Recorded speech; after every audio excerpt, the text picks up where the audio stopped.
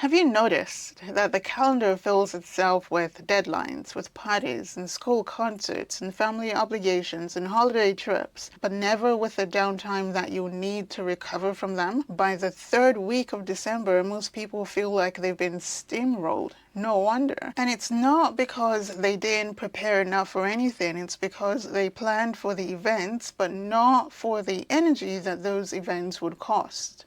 The truth is recovery is not optional. It's not. Research on cognitive load and stress suggests that rest is not indulgence. It's a non-negotiable part of sustaining your performance. Without it, your brain processes slower, your memory fractures, your patience shrinks, and your immune system dips. That's how much rest is important. So here's the mindset shift. Rest belongs on your calendar, right next to all of the events that you are stressing about, that you're thinking about, planning for, budgeting for. Rest belongs up there. A Friday night is a holiday dinner. Saturday morning is not for errands, it's not for running up and down. It's for silence and sleep and rest. If you have 3 evenings of social obligations back to back to back to back, the fourth one is for rest. Block it out in ink. This is the same way that athletes train. They do not schedule back-to-back workouts every day. Recovery is built into the program. Recovery is built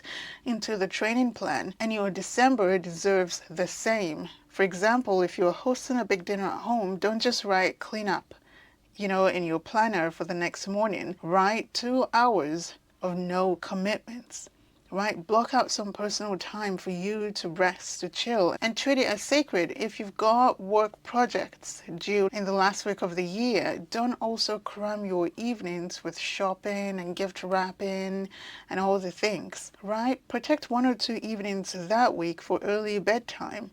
This may sound small, I know. However, physiologically, those rest breaks keep your nervous system from tipping into fight or flight and stop stress from compounding, which, as you and I know, can have terrible health implications. And here's the part too. You stop overthinking when to rest, because when rest isn't scheduled, you spend half the time wondering if you've earned it or feeling guilty if you crashed on the couch. But when rest is built into your calendar, the decision is already made. Isn't that excellent? You can sit, you can nap, you can read a book, you can stare into the wall if you want, you can even watch telly, and it's not wasted time. It's all part of the plan. That shift alone frees so much mental energy.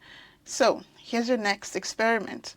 Before the week starts, before you design your week, look at your calendar and block out some time to rest, some recovery time right next to those big commitments. Don't wait until you are already drained.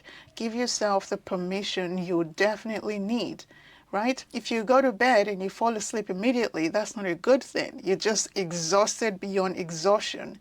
We don't want that. Rest.